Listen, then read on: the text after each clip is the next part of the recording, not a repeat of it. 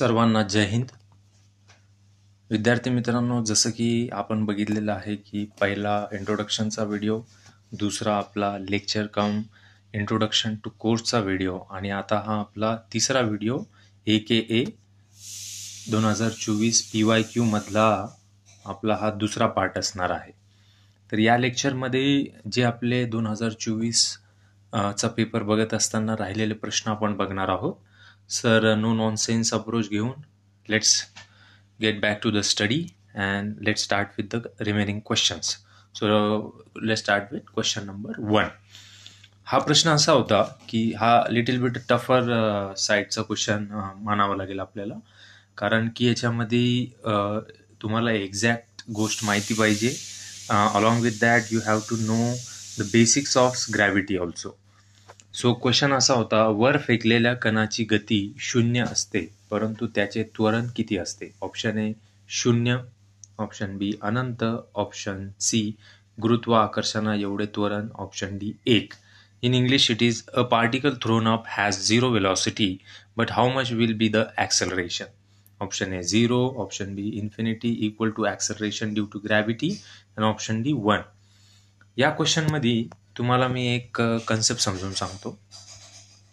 आता ही कन्सेप्ट नेहमी लक्षात ठेवा की फॉर एक्झाम्पल एखादी गोष्ट आपण खालच्या दिशेने वर आपण फेकतोय. सपोज इट इज एक विद्यार्थी असा बॉल वर फेकत आहे. ठीक आहे, त्यांनी इकडं त्याला वरच्या दिशेने ढकललेलं आहे. तर बघा मित्रांनो, कधीही काय होत असतं सायंटिफिक भाषेमध्ये, हा बॉल त्यांनी वर फेकला, सपोज त्याची ही लास्ट कॅपॅसिटी होती, तो बॉल इथपर्यंत आला. जसं science is little bit about imagination मित्रांनो, तर तुम्हाला थोडंसं इमॅजिन करावं लागेल माझ्यासोबत. तर इथपर्यंत त्याने बॉल फेकला. ठीक आहे, आता जसा हा इथं बॉल त्याची क्षमता संपलेली आता ॲक्सलरेशनची, तर तो काही एकदम नॅनो सेकंदासाठी का होईना तो इथं थांबल्यासारखा दिसतो आणि मग तो खाली येताना आपल्याला दिसतो. तर या प्रश्नामध्ये त्यांनी हाच कन्सेप्ट चेक केलेला आहे की जर आपण a particle throne up has 0 velocity but how much will be the acceleration. तर याने आपण जर बॉल वर फेकला, आता इथं वेलॉसिटी तर 0 झाली, तिची वेलॉसिटी इज इक्वल टू 0. पण ॲक्सलरेशनचं काय असतं ना मित्रांनो, ॲक्सलरेशन हे ग्रॅव्हिटीनुसार देखील ॲक्ट करत असतं. तर आपल्याला माहिती आहे gravity is 9.8 metre per second square. So how can acceleration be 0? Acceleration 0 तर नसणार, मग 0 ऑप्शन कट झाला. इन्फिनिटी कसं काय असू शकतं? अनंत, इन्फिनिटी म्हणजे अनंत. ठीक आहे, आता आपण या 2 ऑप्शन पर्यंत आलो, equal to acceleration due to gravity आणि 1. तर 1 पण नाही आहे मित्रांनो, आणि द रिझन बिंग खालच्या दिशेने आपल्याला सगळ्यांना माहिती आहे न्यूटनचा नियम की ग्रॅव्हिटी असते आणि वर गेलेली वस्तूला ज्या पद्धतीने ज्या दिशेने ती खालच्या भागाला खेचली जाते, तर कुठंतरी हा ग्रॅव्हिटीमुळे ही सगळी प्रोसेस कंडक्ट होत असते. तर इथं आपल्याला लक्षात घ्यायचं आहे की ॲक्सलरेशन हा देखील ग्रॅव्हिटी एवढा असतो. तर त्याचं उत्तर राहील equal to acceleration due to gravity. तर याचा आपण थीम बघून घेऊ आता.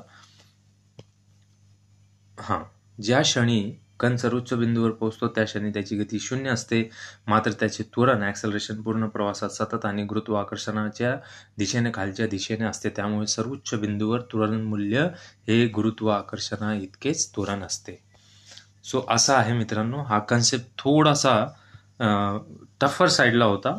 आणि हे आता याच्या पुढे आपल्याला हे 2 कन्सेप्ट लक्षात घ्यायचे की वेलॉसिटी टॉपला जेव्हा एखादी गोष्ट जाते आणि खालच्या दिशेने ती वर फेकलेली असते, तर कुठंतरी त्याच्या टॉपला, त्याच्या मॅक्झिमाला ती 0 होऊन बसते. आणि हा एक कन्सेप्ट बघायचा, याचा आपण वारंवार नंतर PYQs मध्ये जेव्हा आपण बघणार आहोत. आता आपला पहिला लेक्चर होता, अजून आपल्याला डीपर जायचं आहे, अजून आपल्याला गोष्टी समजून घ्यायच्या आहेत आणि खूप चांगल्या पद्धतीने पुढचा कोर्स पण आहे, त्याच्यातून तुम्हाला सगळ्या गोष्टी क्लिअर होणार आहेत. तर याच्यात काय सांगितलेलं आहे की gravity decreases as you go deeper below earth surface.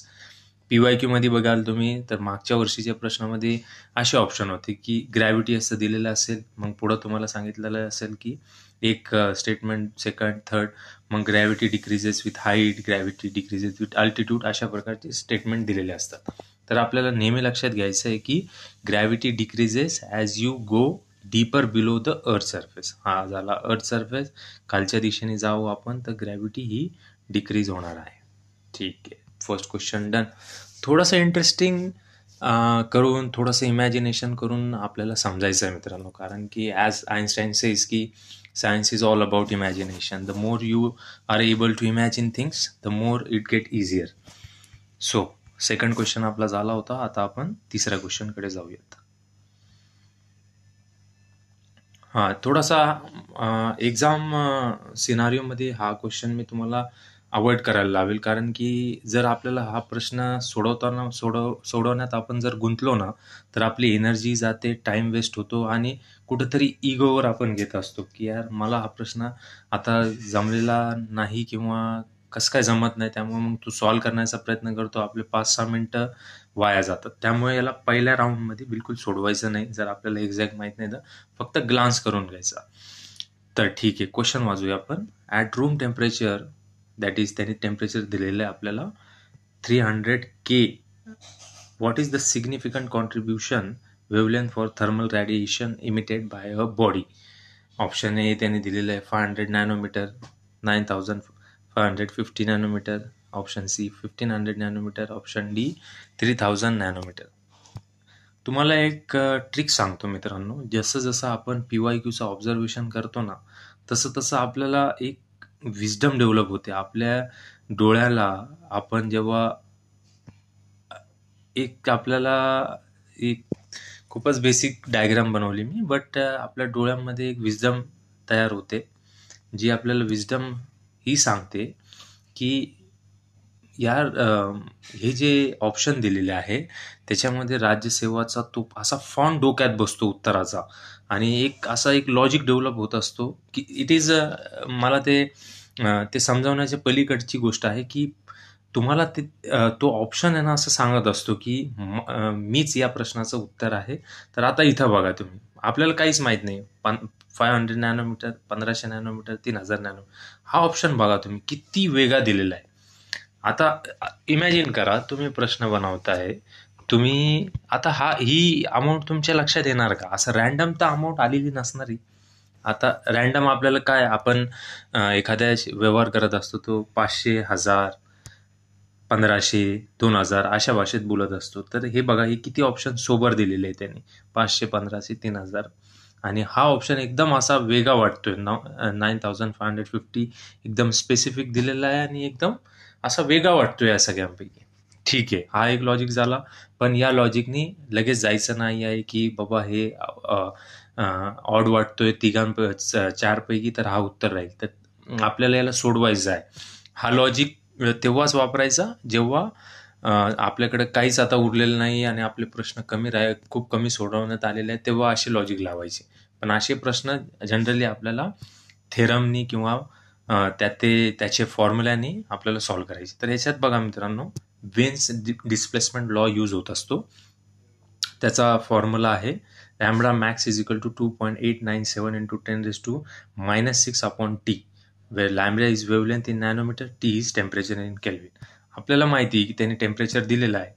Temperature किती दिलेलं आहे? 300. तर याच्यामध्ये ही अमाऊंट इनपुट केली तर ते लगभग 9656 नॅनोमीटर येतं, आणि अप्रॉक्सिमेटली त्याच्याशी मिळतं जुळतं फक्त 9550 हे ऑप्शन आहे. तर याचं ऑप्शन झालं ऑप्शन बी. आता या क्वेश्चनमध्ये गोष्ट अशी आहे ना मित्रांनो, की जर आपल्याला माहीत नसेल गोष्टी, आपल्याला फॉर्म्युला माहीत नाही आहे, तर आपला टाईमपासही होतो, कुठंतरी हे कॅल्क्युलेशन करत असताना आपला वेळही जातो आणि फ्रस्ट्रेशन जातं, आणि पुढचे 2-3 प्रश्न आपले कुठंतरी त्या कामनेस गमावल्यामुळे चुकू शकतात. त्यामुळे आधीच मी तुम्हाला सांगितलं, असे प्रश्न नंतरच्या राऊंडसाठी सोडायचे जेव्हा आपण फुल फोकस आपला डेव्हलप झालेला असतो. रीडिंग करण्यासाठी आपण एकदम स्मूथनेस आलेला असतो पेपरमध्ये, एक झोनमध्ये असतो, तेव्हा असे प्रश्न घ्यायचे असतात.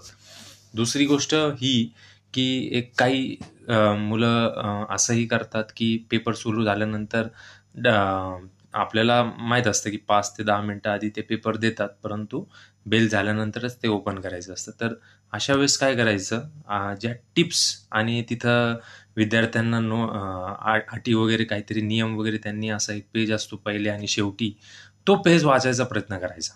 म्हणजे इथं जे असे लाईन दिलेले असतात की तुम्ही तुमचा इथं रोल नंबर टाका आहे, त्याच्यानंतर असे दुसऱ्या ज्या गोष्टी सांगितल्या ते वाचण्याचा प्रयत्न करायचा. म्हणजे तुम्ही एकदम एक्झाम रेडी होत असतात त्या 5 ते 10 मिनिटांमध्ये. इकडं-तिकडं बघायचं नाही, एकदम फोकस आपल्याला आणायचा आहे त्या पेपरमध्ये.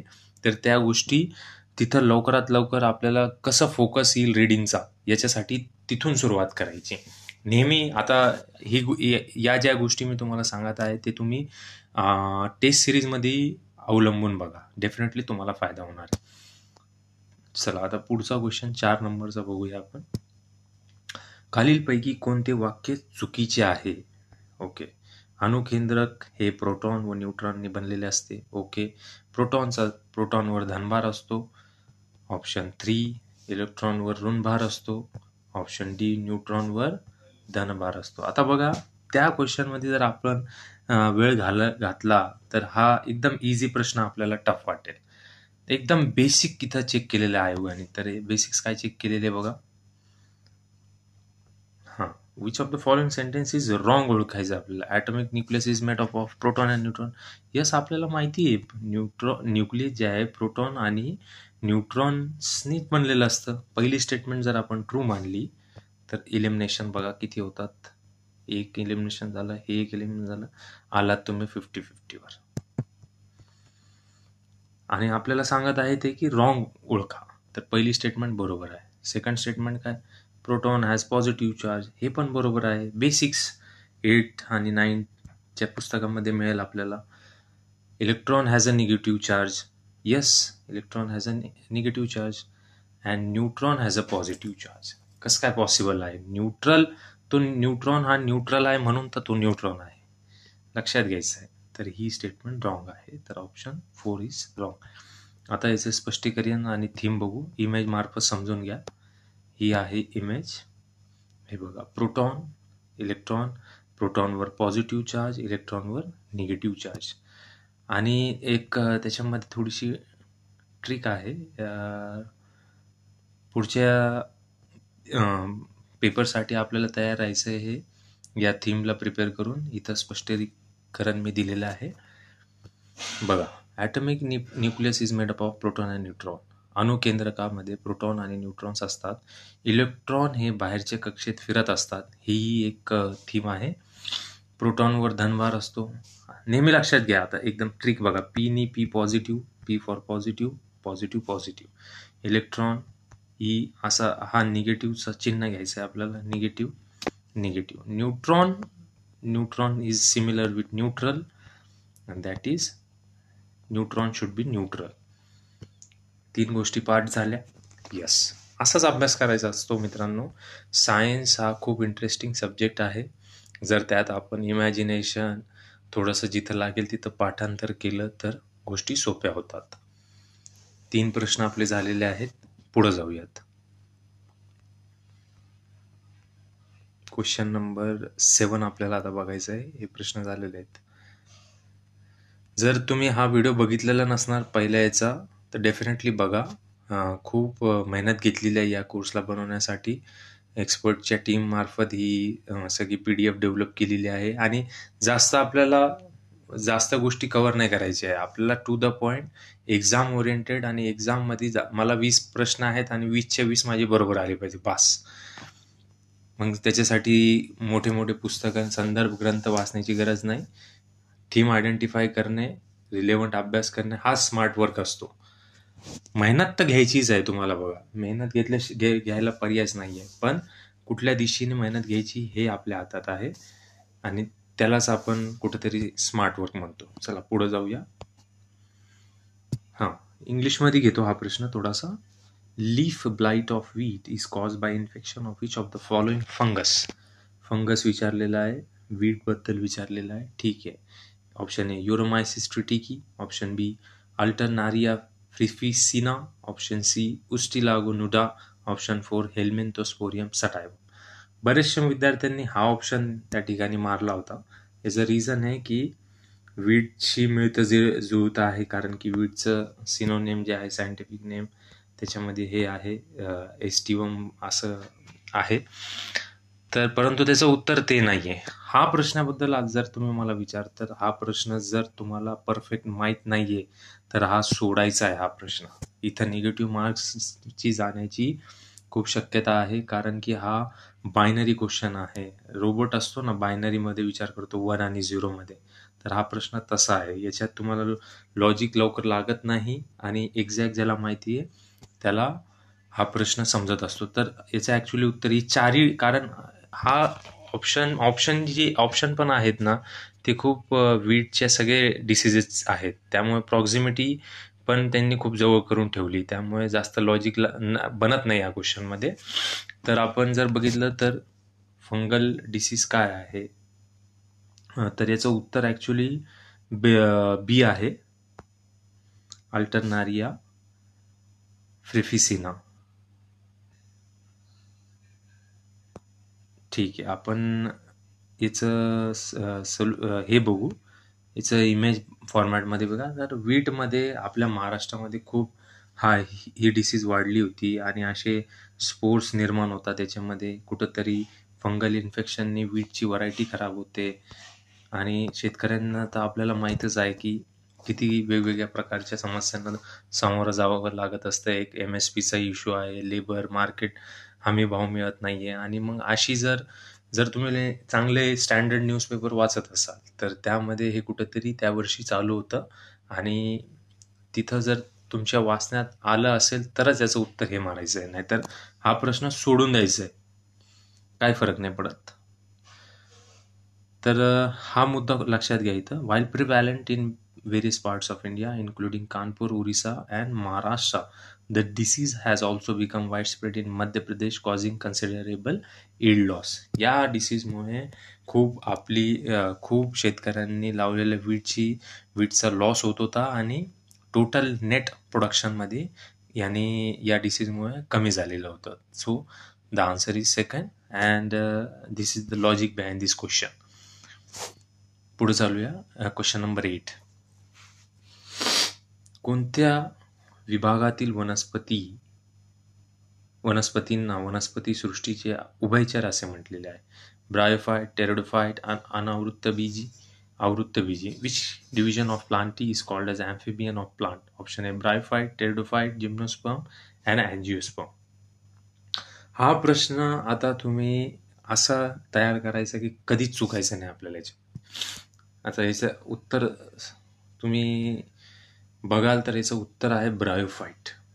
ठीक आहे, आता आपण एक थीम प्रिपेअर करणार आहोत याची. एकदम व्यवस्थितपणे असं पाठ करू ना, कधी विसरायला जाणार नाही आपल्याला.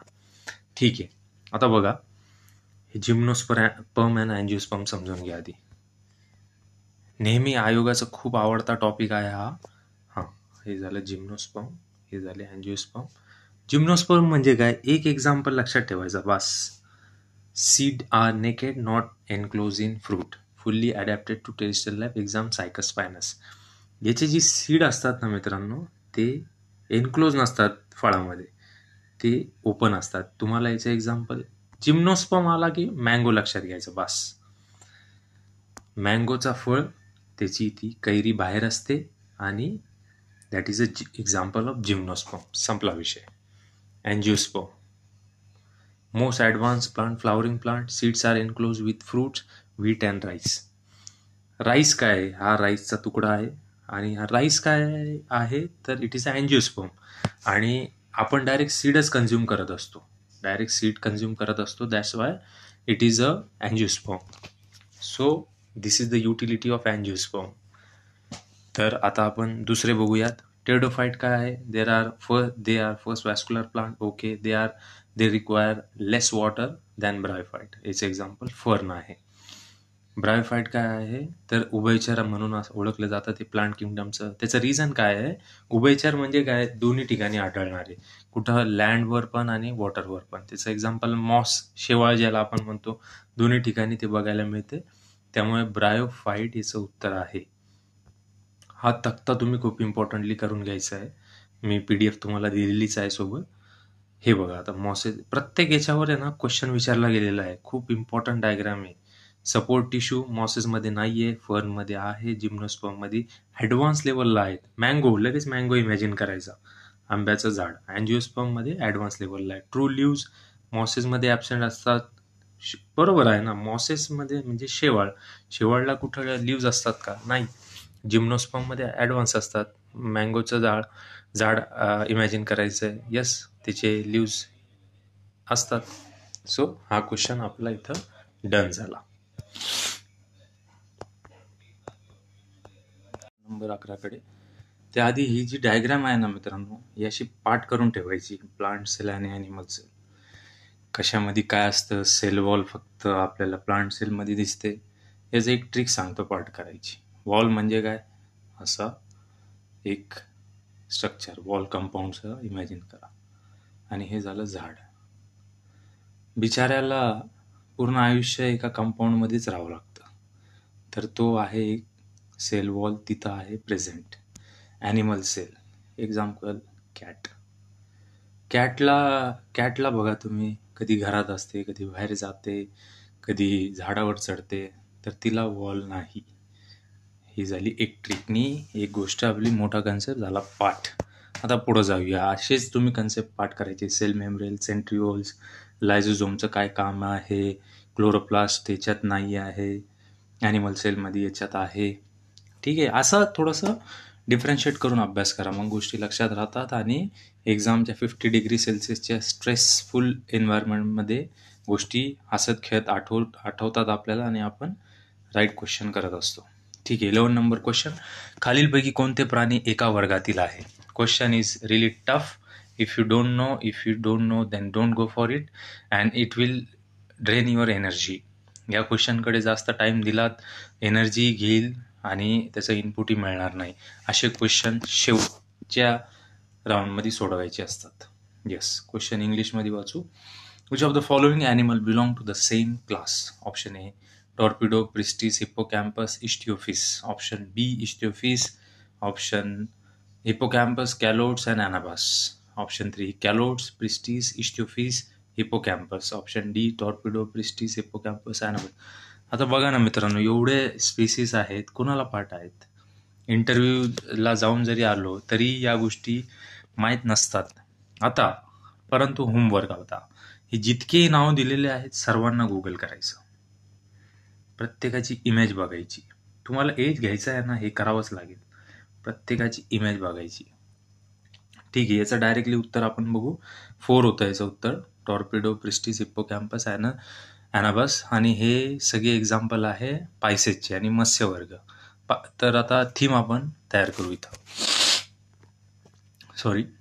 थीम अशी आहे की पायसेस म्हणजे मासे, त्याच्यामध्ये जितकेही कार्टिलेजिनस फिश, कटला, रोहो या सगळ्या प्रकारचे फिशेस आहेत त्या पायसेसमध्ये येतात.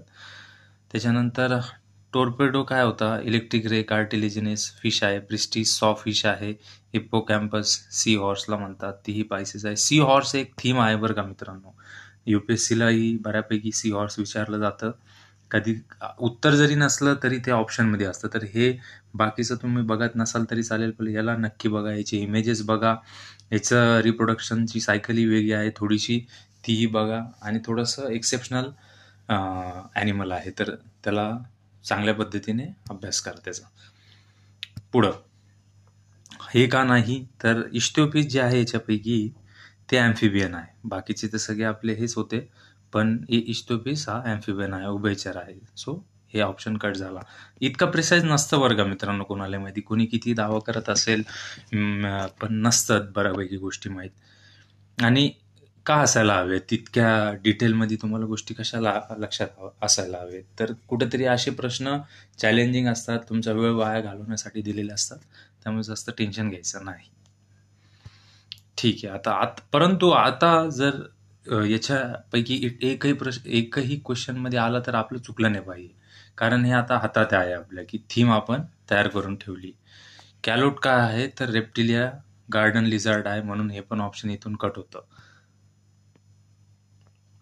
कॅलोट रेप्टिलिया आहे, प्रिस्टी स्पायसिस आहे, इस्टोफियस आहे, एम्फिबियन आहे, हिप्पोकॅम्पस स्पायसिस आहे. तर हे कुठंच बसत नाही. त्यामुळे ऑप्शन डीच उरला होता फक्त, टॉर्पिडो, प्रिस्टीस, हिप्पोकॅम्पस, ॲनाबस. सो पायसिस. 11वा क्वेश्चन झालेला आहे. आता फक्त आपले 5 प्रश्न राहिलेत. 15 नंबरला जाऊयात. 15 नंबर, हे क्वेश्चन खूप चांगल्या रीतीने डिस्कस केलेले आहे पहिल्या व्हिडिओमध्ये. परत बघा, त्याला वारंवार बघायचं आहे आपल्याला, 2दा 3दा बघायचं आहे, जोपर्यंत पाठ नाही होत तोपर्यंत. 15 नंबरचा क्वेश्चन बघू.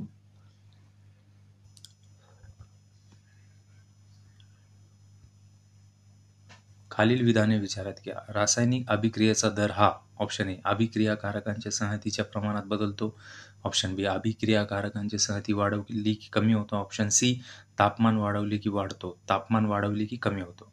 वरीलपैकी कोणते विधाने बरोबर आहेत? B, A, C, D, B and D. तुम्हाला कन्सेप्ट एकदम बेसिक पद्धतीने शिकवतो मित्रांनो मी. बघा, केमिकल रिॲक्शन म्हणजे काय? नेहमी रिॲक्शन, आता जास्त कॉम्प्लेक्सकडे नाही जायचं कधीच, एकदम इझी पार्ट विचारात येतात. केमिकल रिॲक्शन म्हणजे H2SO4 आणि फ्युजन इकडं नाही जायचं, एकदम बेसिक. सगळ्यांच्या घरी चहा बनतो, चहाचं एक्झाम्पल घेऊया आपण, ठीक आहे. हे झालं. ऑप्शन ए काय होतं? रेट ऑफ केमिकल रिॲक्शन म्हणजे काय विचारतोय तो? चहाच्या बनण्याची जी रिॲक्शन आहे त्याचा रेट कसा बदलेल. Option A proportion to the concentration of reactant. म्हणजे काय? आता चहामध्ये, चहाचा एक्झाम्पल घेतोय ना आपण, चहा घेतला, रिॲक्टंट काय चहाचे? पत्ती, त्याच्यानंतर शुगर आणि इतर गोष्टी आपण त्याच्यात टाकतो. समजा कोणाला मसाला टी करत असेल, ग्रीन टी करत असेल, तर त्या पद्धतीने गोष्टी.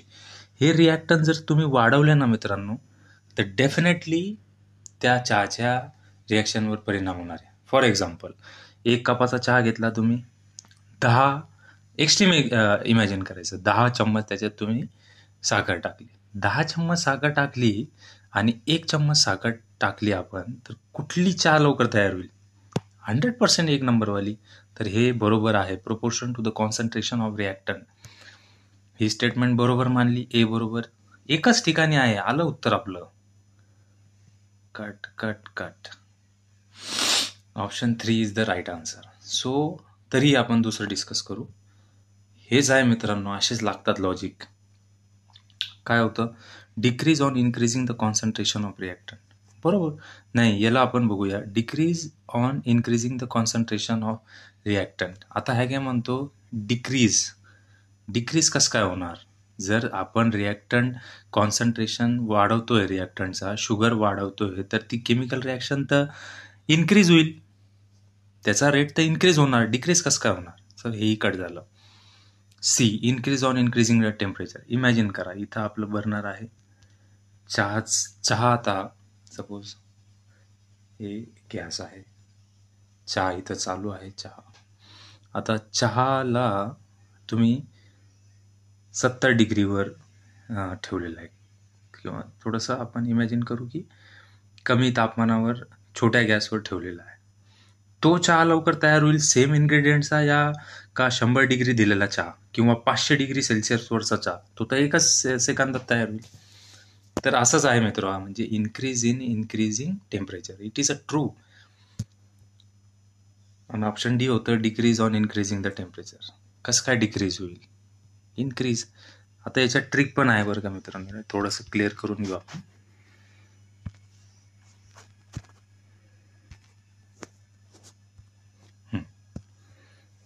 परत यालाही क्लिअर करू. असे नोट्स बनवायचे मित्रांनो, प्रश्नावर आहे ना तुम्ही नोट्स बनवा. इतक्यांदा बघायचं आहे ना आपल्याला की ती मसल मेमरीमध्ये आपल्या बसून गेलं पाहिजे, ज्या पद्धतीने बसतं. आता बघा, कधीही हे ट्रिकच आहे, कधीही सेम ऑप्शन परंतु वेगळ्या पद्धतीने दिलेलं आहे, ते कधीच दोघंही सोबत बरोबर नसतात. हे बघा, हे दोन्ही स्टेटमेंटमध्ये साम्य आहेत. Increasing on increasing the temperature, decreasing on increasing temperature, हे दोन्ही गोष्टी सेम दिल्या, नाही तर इन्क्रीज डिक्रीज दिल्या. दोघांपैकी एक असणार आहे, हे शुअर आहे आपण. दोघं तर नसणार आहे. तर कधी कधी काय असतं, ऑप्शनमध्ये असे ऑप्शन असतात दोघंही, सी डी बऱ्यापैकी ऑप्शनमध्ये असतात, ए सी डी, फक्त सी डी, तर असे ऑप्शन इलिमिनेट करायचे आहेत. तर असं आहे मित्रांनो, कमी एफर्ट्स घालून काम मांडणी, एकदम बेसिक एक्झाम्पलचा उदाहरण घेऊन आपल्याला प्रश्न करायचे असतात. गोष्टी जितक्या तुम्ही कॉम्प्लेक्स कराल तितकं उत्तरापर्यंत पोहोचणं कठीण होत असतं सायन्समध्ये. किंबहुना सायन्सचं तरी मी हेच सांगू शकतो. दुसऱ्या सब्जेक्टमध्ये कुठंतरी वेगळा वे असू शकतं, परंतु सायन्सचं असंच आहे.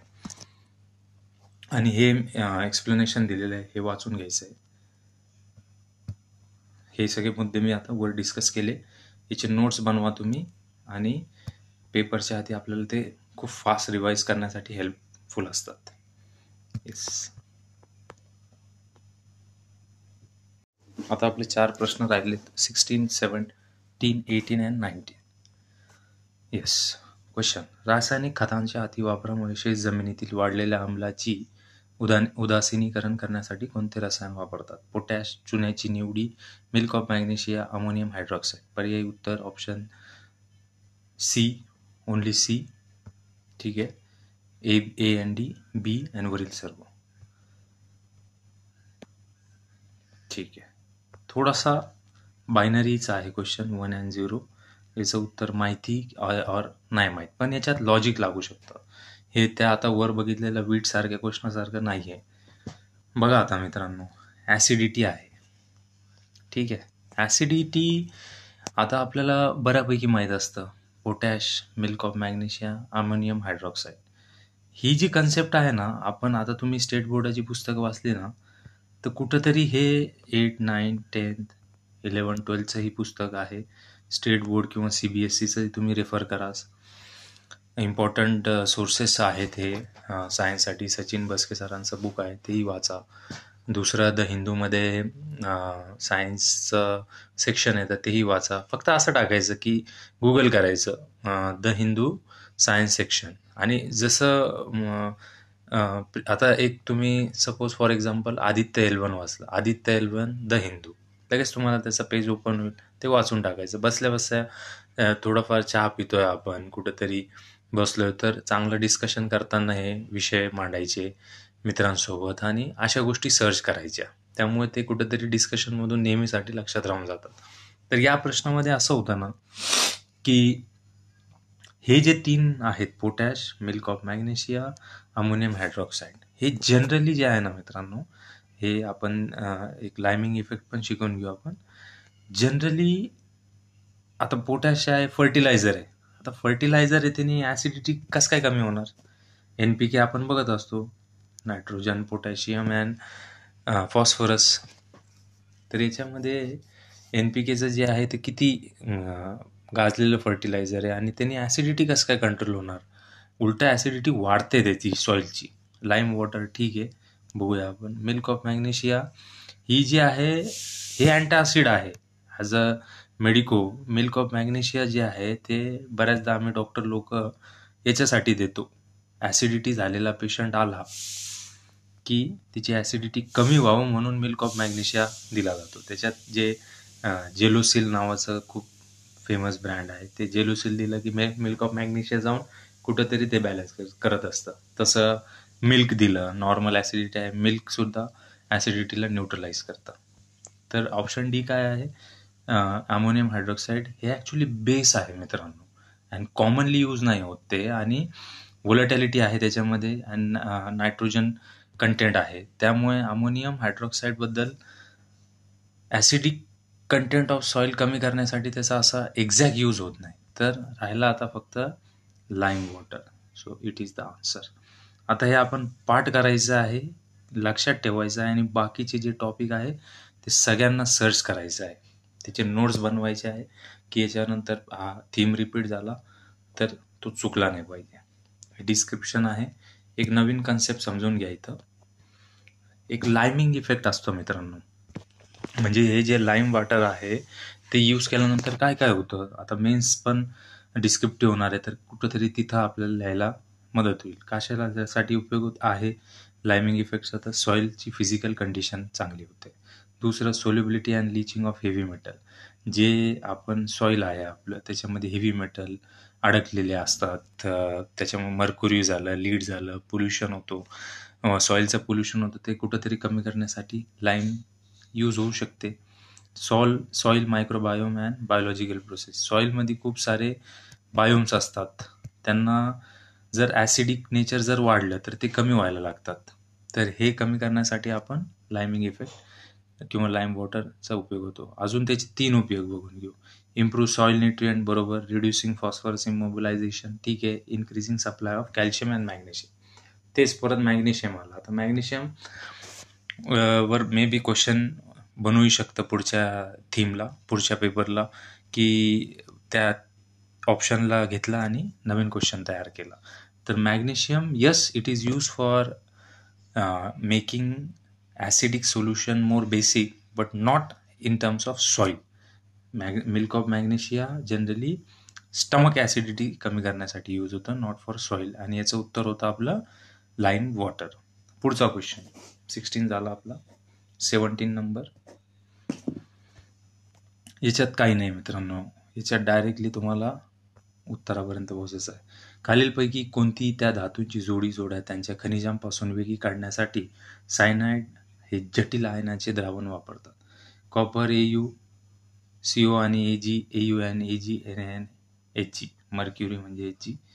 Which of the following pairs metals can be extracted from their ores by using cyanide complex? हे झालं सायनाइड.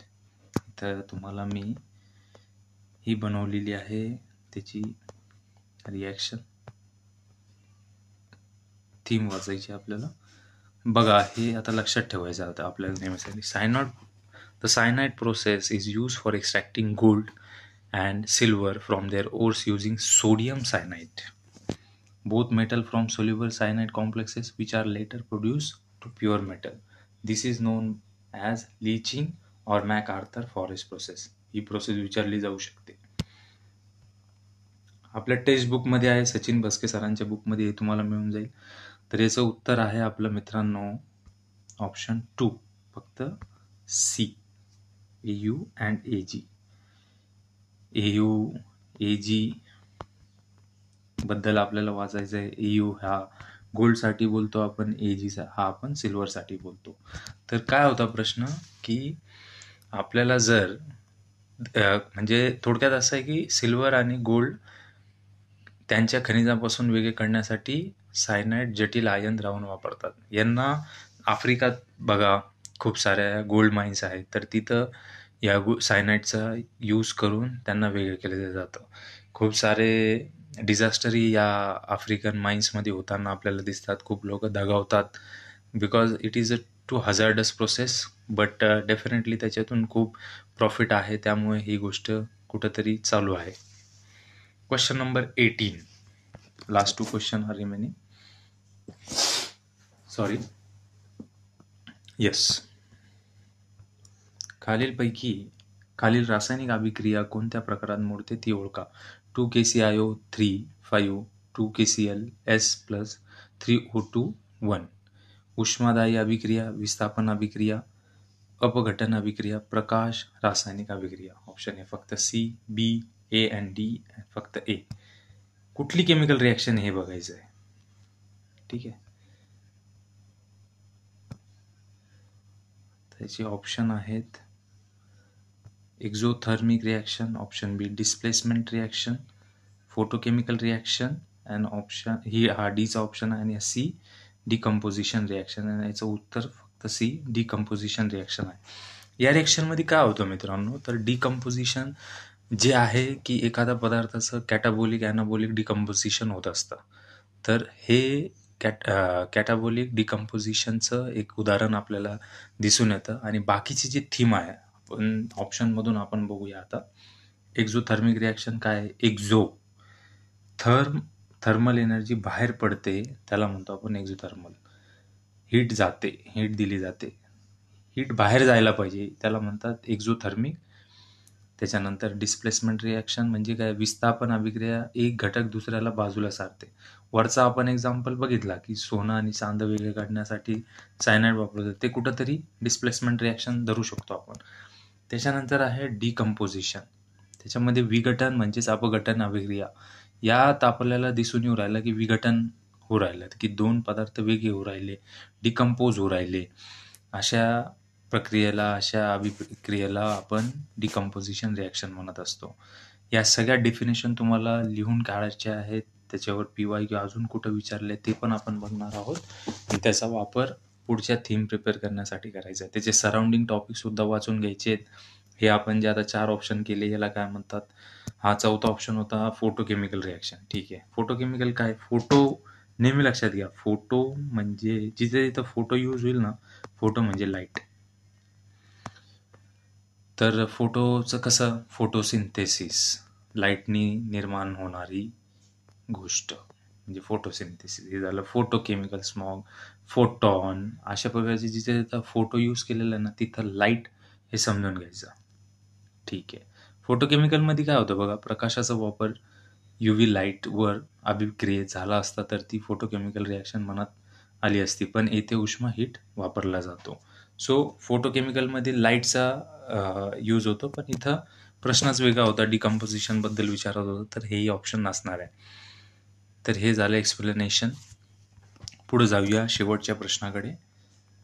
शेवटचा आणि इम्पॉर्टंट प्रश्न जो तुम्हाला तुमचे बेसिक्स क्लिअर आहे का नाही हे बघण्यासाठी विचारलेला होता. 18 नंबरचा क्वेश्चन आहे तो. 19 नंबरचा, 18चा झाला आपला. येस. खालीलपैकी कोणत्या समजता निकाला जड हायड्रोजन असे म्हणतात? जड हायड्रोजन म्हणजेच काय? Heavy hydrogen. Option A tritium, protium, deuterium and बीचा ऑप्शन आहे deuterium, tritium, protium and option D none of the above.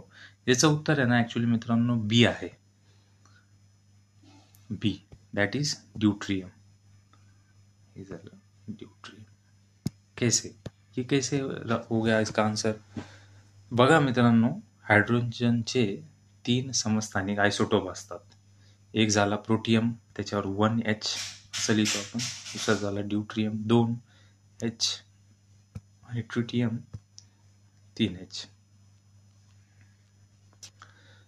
ट्रिटियमवर 1 proton आणि 2 न्यूट्रॉन असतात. तो रेडिओ ॲक्टिव्ह असून अतिशय दुर्बल असतो आणि याला जड हायड्रोजन नाही म्हणणार आपण याला, फक्त त्याची दुसऱ्या प्रकारची हे आहे. ड्यूट्रियम हा आपला थीम आहे आणि का तो हेवी हायड्रोजन आहे बघा. 1 प्रोटॉन आहे, 1 न्यूट्रॉन आहे. ठीक आहे. Non as heavy hydrogen found naturally in very small amount in water. So आता नेहमीसाठी हे पाठ करून घ्यायचं आहे. प्रोटियम हा लाईटेस्ट असतो, ड्यूट्रियम हेवी असतो आणि ट्रिटियम रेडिओ ॲक्टिव्ह असतो. 3 नंबरचा झाला रेडिओ ॲक्टिव्ह, 2 नंबरचा झाला हेवी आणि 1 नंबरचा झाला लाईटेस्ट. हे खूप इम्पॉर्टंट आहे बरं का मित्रांनो. हे खूप PYQ मध्ये रिपीट झालेलं आहे. मागच्या वर्षींच्या पेपरमध्ये बघितलं, हायड्रोजनवर खूपदा प्रश्न विचारलेला आहे. ज्या विद्यार्थ्यांनी मागच्या वर्षांमध्ये काम केलेलं त्याला हा प्रश्न खूप सोपा गेलेला असणार. एकदम इझी पद्धतीने त्यांनी सोडवलं असेल. चालेल. तर अशा पद्धतीने आपले सगळे 21 प्रश्न लगभग डिस्कस करून झालेले आहे आणि 2024चा सगळा पेपर आपला डिस्कस झाला. तर सेकंड व्हिडिओ जी होती ना मित्रांनो ही, तर ती ॲपवर फ्री करण्यात आली आहे. कंटेंट बनवण्यासाठी डिसेंट मॉडेल आन्सर प्रोव्हाइड करण्यासाठी खूप कष्ट घेतलेले आहेत आणि त्यासाठी तुमच्या विजडमलाही सलाम की तुम्ही अशा प्रकारचे कोर्सेसमध्ये एनरोल केलेलं आहे. आता पुढच्या लेक्चरमध्ये आपण 2023चं पेपर डिस्कस करणार आहोत. 1 गो सेशन ठेवण्याचा प्रयत्न करू आणि त्याच्यामध्ये सगळे आपले 2023चे सगळे डाऊट क्लिअर होणार आहेत. तुम्हाला कुठलाही डाऊट असेल, कोर्स आता बऱ्याचशा विद्यार्थ्यांनी कोर्स जॉईन केला असेल तर डायरेक्ट लेक्चर नंबर 2वर जाऊन आपला व्हिडिओ नंबर 3वर जाऊन बघू शकता. पण एखाद्याला डाऊट असेल कोर्सबद्दल, कोर्स कसा अजून कंप्लीट होणार आहे, कोर्सबद्दल काही अजून प्लॅटफॉर्मबद्दल शंका असतील की कशा पद्धतीने पुढं शिकवणार आहे, टेस्टबद्दल काय आहे, तर आम्हाला इथं एक चॅट ऑप्शन आहे, तिथं जाऊन मेसेज करा. आमची टीम तुम्हाला रिस्पॉन्स करेल. तर स्मार्ट वर्क ही गरजेचं असतं मित्रांनो आणि हार्डवर्क तर आहेच. सगळेजण हार्डवर्क करत असतात. फक्त वाचत बसणे यातून परीक्षा क्लिअर होत नाही. तर स्मार्ट पद्धतीने जर तुम्ही अभ्यास केला तरच कुठंतरी या कॉम्पिटिटिव्ह एक्झाममध्ये तुम्हाला 8-10 मार्कांची एज मिळते आणि 1-1 मार्कांनी डेप्युटी कलेक्टर राहिलेले पण विद्यार्थी मी बघितलेले आहे. त्यामुळे आपल्याला 1-1 मार्क कमवायचा आहे आणि त्यासाठी लागणारी प्रत्येक मेहनत आणि रिसोर्स घ्यायला आपली तयारी असली पाहिजे. तर डेफिनेटली ही आपली सुरुवात आता झालेली आहे व्यवस्थितपणे. आता पुढचे लेक्चर एकदम क्वालिटीचे आहेत ते तुम्हाला बघायलाच मिळणार आहे. आणि I am so confident that once you enrol in this course you will be too much confident in science and you will never have fear of science again. Yes, I will conclude this session. Thank you so much. Keep working hard, keep grinding, keep hustling, and keep shining. Signing out. Jai Hind, Jai Maharashtra.